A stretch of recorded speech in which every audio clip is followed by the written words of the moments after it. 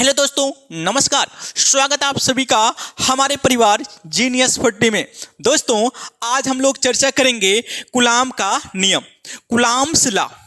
मित्रों, कूलाम का नियम क्या है? दो बिंदु आवेशों के मध्य लगने वाले बल का व्यंजक ज्ञात कीजिए। मित्रों, स्क्रीन पर जो नोट्स दिख रहे हैं, इसी नोट्स के हिसाब से अपना नोट्स तैयार करना, जिससे आपको परीक्षा में अच्छे अंक प्राप्त होंगे। इस नोट्स का पीडीएफ आपको टेलीग्राम पर मिलेगा, जो डिस्क्रिप्शन में इसका लिंक दिया गया है। मित्रों,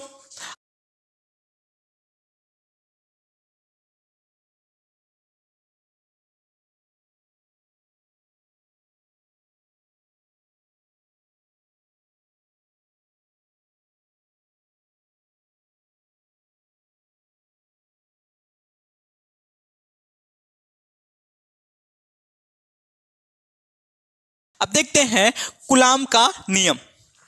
सन 1785 ईस्वी में कूलाम ने दो बिंदु आवेशों के मध्य लगने वाले आकर्षण एवं प्रतिकर्षण बल के मध्य एक नियम व्यक्त किया, जिसे कूलाम का नियम कहते हैं। इस नियमानुसार दो बिंदु आवेशों के मध्य लगने वाले आकर्षण एवं प्रतिकर्षण बल दोनों आवेशों के गुणनफल के अनुक्रमानुपाती तथा उनके बीच की दूरी के वर्ग के व्युत्क्रमानुपाती होता है। ठीक मित्रों, आगे देखते हैं। माना दो बिंदु आवेश Q1 और Q2 एक दूसरे से स्मॉल r दूरी पर स्थित है, तो इन पर लगने वाले बल यह प्रोपोर्शनल Q1 गुणे Q2 तथा यह प्रोपोर्शनल 1/r²। उपरोक्त दोनों समीकरण को मिलाने पर तो यह प्रोपोर्शनल Q1 गुणे Q2 बटे r²। मित्रों, आगे देखते हैं। समीकरण 3 हो गया। एसआई पद्धति में C बराबर 1/4 पाई एप्सिलॉन 0। C का मान समीकरण 3 में रखने पर तो F बराबर 1/4 पाई एप्सिलॉन 0 Q1 Q2 बटे r²। समीकरण 4 हो गया। यदि हम देखें CGS पद्धति में C बराबर 1 होता है, जो F बराबर हो जाएगा Q1 Q2 बटे r²। इसका मात्रक होगा डाइन। यदि माध्यम का प्रावैद्युतांक K हो तो K बराबर, यदि माध्यम का प्रावैद्युतांक K हो तो K का मान समीकरण 4 में रखने पर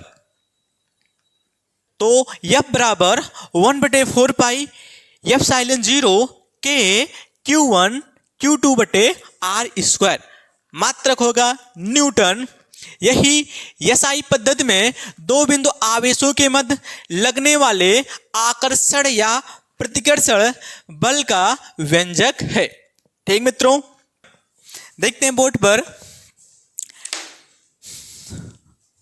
सन 1785 ईस्वी में सन 1785 ईस्वी में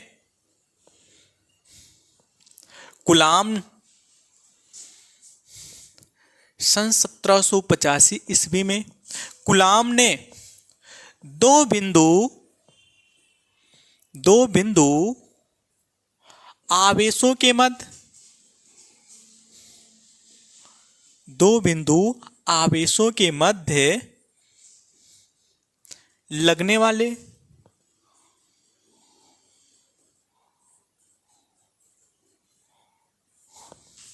आवेशों के मध्य लगने वाले आकर्षण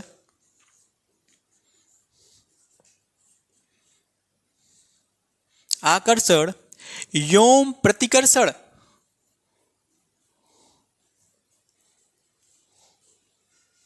बल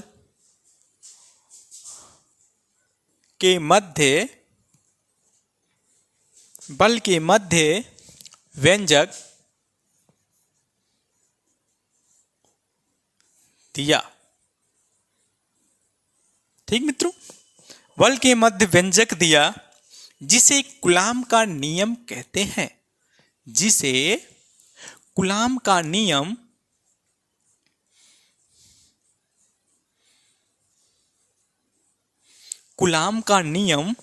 कहते हैं।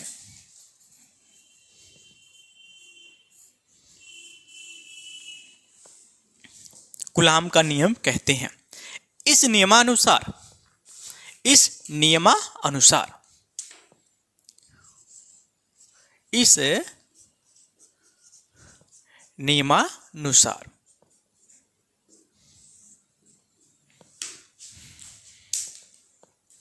नियमानुसार दो बिंदु आवेशों के मध्य दो बिंदु आवेशों के मध्य लगने वाले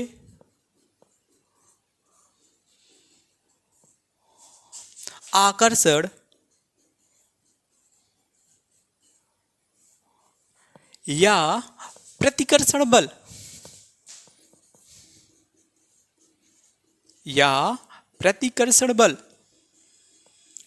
दोनों आवेशों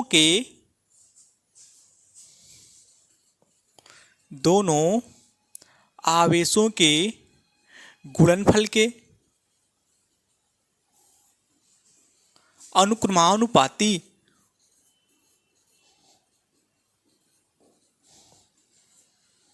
अनुक्रमानुपाती तथा इनके बीच की दूरी के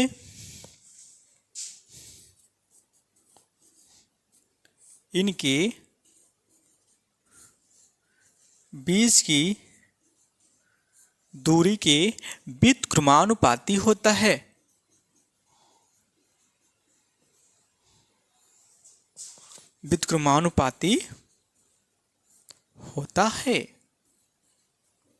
ठीक मित्रों, अब देखते हैं दो बिंदु आवेश, एक हमारा हो गया Q1, एक आवेश हो गया Q1 और इससे स्मॉल r दूरी पर दूसरा आवेश हो गया है Q2। इससे स्मॉल r दूरी पर एक दूसरा आवेश क्या है, Q2। हम क्या पढ़े हैं, दो बिंदु आवेशों के मध्य लगने वाले आकर्षण एवं प्रतिकर्षण बल। आकर्षण या प्रतिकर्षण बल दोनों आवेशों के गुणनफल के अनुक्रमानुपाती तथा उनके बीच की दूरी के वर्ग के व्युत्क्रमानुपाती होता है। तो माना, अब दोनों आवेशों को मानते हैं, माना दो बिंदु आवेश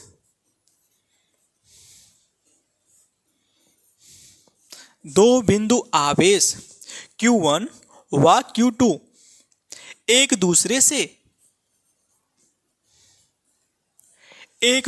से स्मॉल r दूरी पर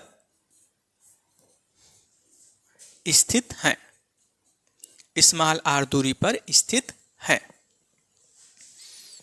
तो इन पर लगने वाले बल, दोनों आवेशों पर लगने वाले बल, तो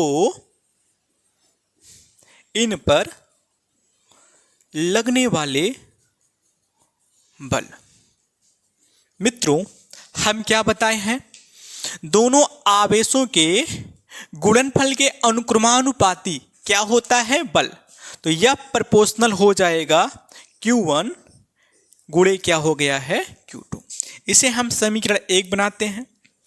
दूसरा पॉइंट क्या बताए हैं, दोनों आवेशों के बीच की जो दूरी होता है इसके वर्ग के व्युत्क्रमानुपाती होता है। तो यह प्रोपोर्शनल हो जाएगा 1 बटे क्या हो जाएगा, r²।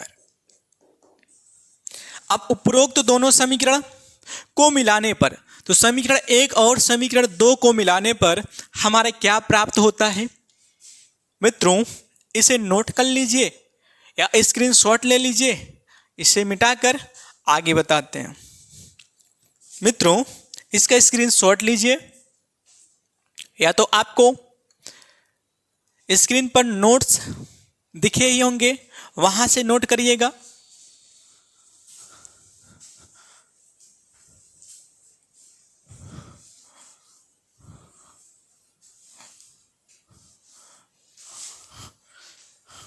ये भी मिटा देते हैं। यहां आवेश क्या था, Q1। अब समीकरण 1 और 2 को मिलाते हैं। यहां लिखते हैं उपरोक्त दोनों समीकरण को मिलाने पर, उपरोक्त दोनों समीकरण को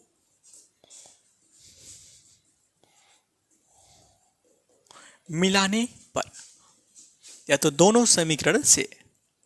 जब दोनों समीकरण को हम मिलाएंगे तो यह प्रोपोर्शनल हो जाएगा Q1 Q2 बटे R स्क्वायर, जिसे हम समीकरण 3 बनाए, ऐसे रहने देते हैं। हमारा ए हो गया है। अब आगे क्या करते हैं, ये जो प्रोपोर्शनल इसे हम हटाते हैं तो यह बराबर हो जाएगा C Q1 Q2 बटे R स्क्वायर। अब मित्रों यहां C एक नियतांक है जिसे कूलाम नियतांक कहते हैं। जहां C एक नियतांक है, जहां C एक नियतांक है जिसे कूलाम नियतांक कहते हैं, कूलाम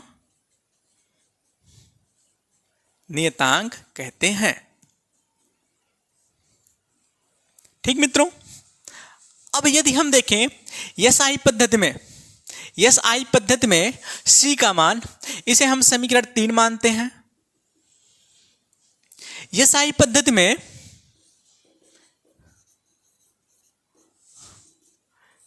में C बराबर होता है 1/4 पाई एप्सिलॉन 0, जो समीकरण 3 में रखने पर, जो समीकरण 3 में रखने पर, अब C का मान समीकरण 3 में रखेंगे तो यह बराबर प्राप्त हो जाएगा, यह बराबर हो जाएगा, यह बराबर 1/4 पाई एप्सिलॉन 0 Q1 Q2 बटे क्या हो गया है, R स्क्वायर।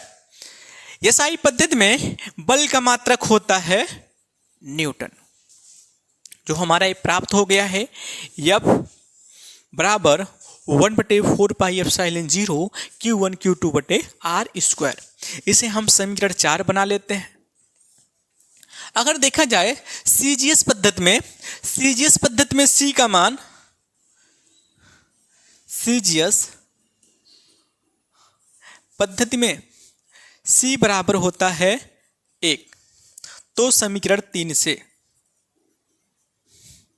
तो समीकरण 3 से, समीकरण 3 से देखेंगे तो यह बराबर हो जाएगा Q1 Q2 बटे R स्क्वायर। और CGS पद्धति में बल का मात्रक होता है डाइन, जो हमारा यह बराबर हो गया है Q1 गुणे Q2 बटे स्मॉल r का स्क्वायर। मित्रों इसे नोट करिए। आगे देखते हैं, यदि माध्यम का प्रावैद्युतांक K है तो समीकरण 4 से, यदि माध्यम का प्रावैद्युतांक K है तो समीकरण 4 से, इसे मिटाते हैं।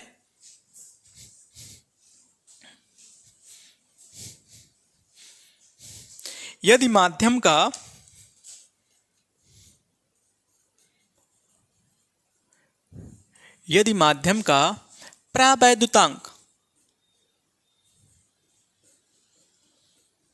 प्रावैद्युतांक K हो तो समीकरण 4 से,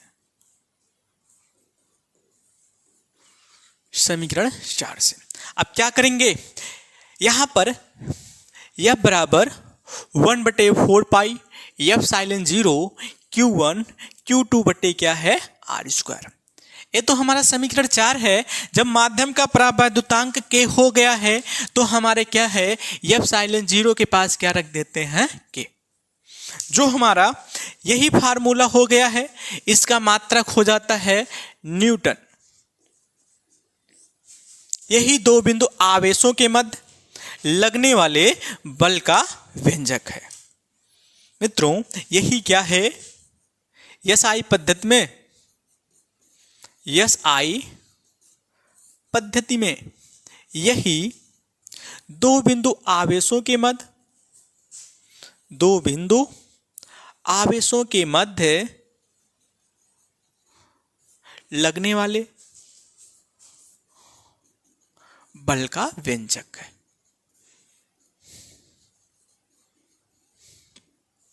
बल का मित्रों, जैसा भी वीडियो लगा है आप कमेंट करिए, लाइक करिए, सब्सक्राइब करिए, बेल आइकन को क्लिक करिए और शेयर करना मत भूलिएगा।